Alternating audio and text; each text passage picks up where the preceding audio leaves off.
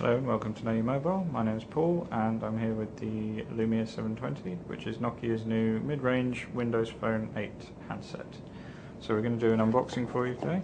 Let's take it out of the box. And before we look at the phone itself, let's look at the things that you've got inside the box. So there is a metal key there, which you use to open the micro SD and SIM card slots. You've got the manual, and inside here there is your headphones, standard 3.5mm head jack compatible, micro USB charging cable with a USB on the other end, and USB compatible UK plug. Okay, so I'm just going to get that out of the way. Okay, onto the phone itself. I'll take out the plastic. Okay, now there are a lot of comparisons with the Lumia 920 here, even though that's a higher end phone. It's a similar size, but it is noticeably thinner and lighter, which are two big problems with the Lumia 920, was that although you got the advantage of the pure view camera, it weighed a ton. This is much more manageable, it's a nice size, it's a nice feel in the hand. The plastic is not quite as premium as the Lumia 920, as to be expected. It costs a lot less, but it's still a very nice fit and finish, what we've come to expect from Nokia. Being unibody, you've got the a slot there and on the top, and a slot on the left hand side. Not sure which way around it is, for which one's the micro SD and which ones are for the SIM card. It takes micro SD up to 64 gig. And it has 8 gig of internal storage.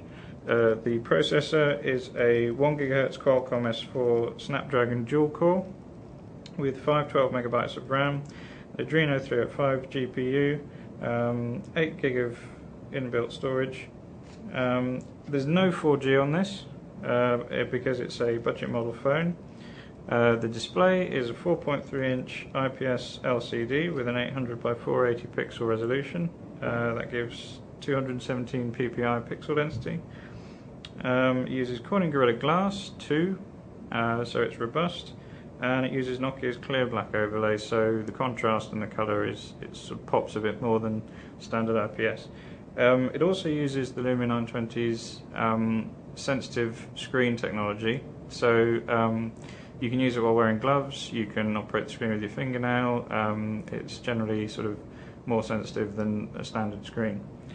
So the camera might not be the pure view, but it is a Carl Zeiss lens. It's a 6.7 megapixel and it uses an f1.3 aperture, so that should let in plenty of light. It should produce decent quality pictures.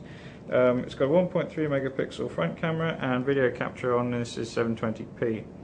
The battery pack is a 2000 milliamp battery, and we can't power this on for you because it doesn't come charged, but we are going to charge it and come back to you with some more video content and reviews and things like that.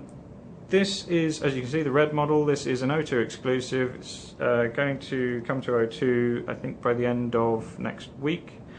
At time of filming, it's going to cost £22 a month on contract, but Nokia did say that it is actually also going to be available elsewhere later on. It's going to roll out to other carriers as well.